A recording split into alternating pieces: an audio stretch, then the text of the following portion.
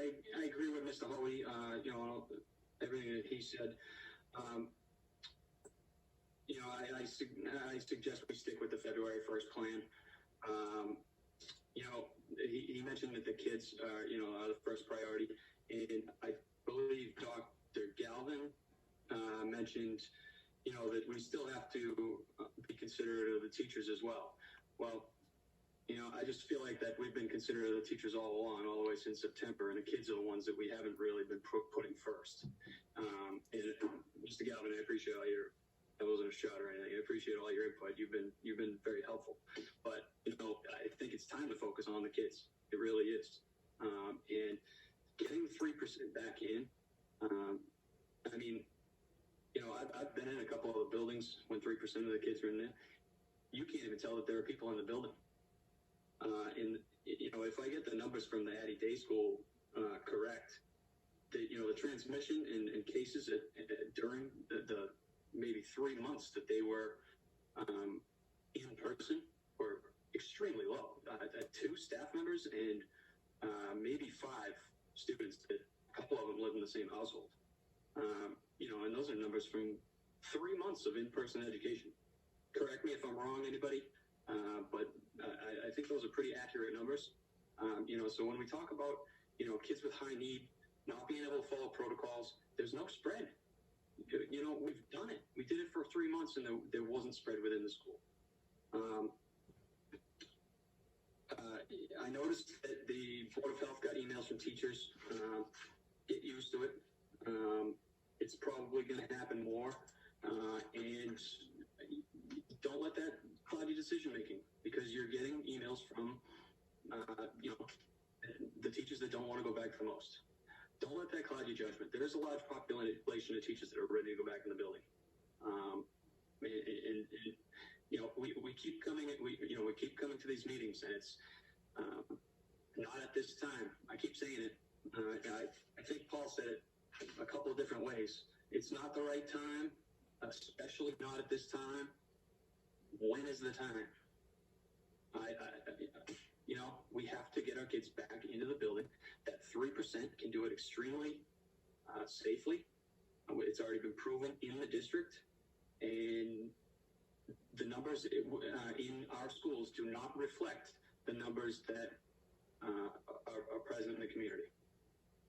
They haven't reflected them whatsoever throughout this whole thing. So I believe that we can keep on this path, that February 1st number. Another thing that I wanted to mention, Mr. Lovato mentioned that 3 parents requested out-of-district placement. For anybody who cares about finances, those out-of-district placements can cost hundreds of thousands of dollars. I don't know how much, I don't know what type of kids are asking it, but, the reason why we brought our special ed in district, and we continue to try to bring our special ed in district, it's to save money and to make sure that our kids have all their needs met where we are. Any way that parents that we can lose kids from this district in the special ed world is a terrible idea. And the other thing is there are possibilities elsewhere.